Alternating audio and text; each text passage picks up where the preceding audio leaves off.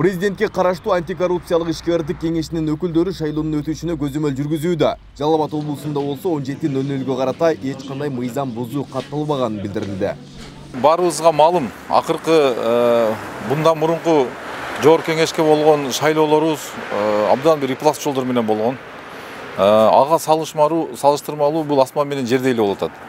Өткөнкү шайлоодо биз билебиз, мыйзам бузуулар аябай көп болуп, жыйынтыгында бийлик алмашуу болгон.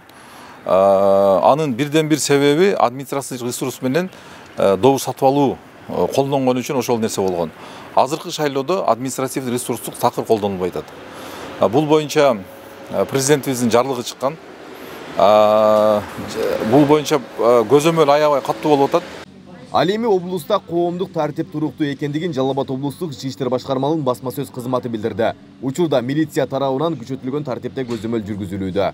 Жалал Абад облустунун аймагы боюнча жалпы алып караганда коомдук саясий кырдаал туруктуу жана ошондой эле милициянын көзөмөлүндө. Андан сырткары саат 8:00дөн 17:00 карата ушул шайлоо тилкелери, шайлоодогу тартип бузуулар боюнча областтын аймагынан бир эле факты катталды. Ал Таш көмүр шаарынан. Анда жеринде барып текшергенде, териштүү иштерин жүргүзгөндө ошол шайлоо тилкесинде свет өчүп калып, ток келбей калып убактылуу. Бирок ал шайлоонун жүрүшүнө эч кандай тоскоолдук кылбагандыгы жөнүндө текшерилип келди. Азыркы учурда бардыгы мыйзам чегинде жана туруктуу көзөмөлдө өтүп жатат. Ишеним партиясынан талапкер Айнура Осмонова Жалал Абад шаарындагы номер 2098 шайлоо тилкесинде газеталарды туура эмес илинип калгандыгын айтып, нааразычылыгын билдирди. Ушунча шайлоо болот. Алып келтирип эшикке ушинтип илип койсо эмнеси экен? Туура эмес нерсе болду. Мыйзамда туура эмес нерсе. Кандидаттарды алып туруп, бөлөк партияныкын аралаштырып туруп коюп атат. Ушул туура нерсе деп эсептейсиңерби? Ал эми БШК өкүлдөрү шайлоо тилкелерине газеталарды илип коюуну тапшырган. Анткени жарандар тарабынан талапкерлерди таппай калып жатабыз деген пикирлер айтылган.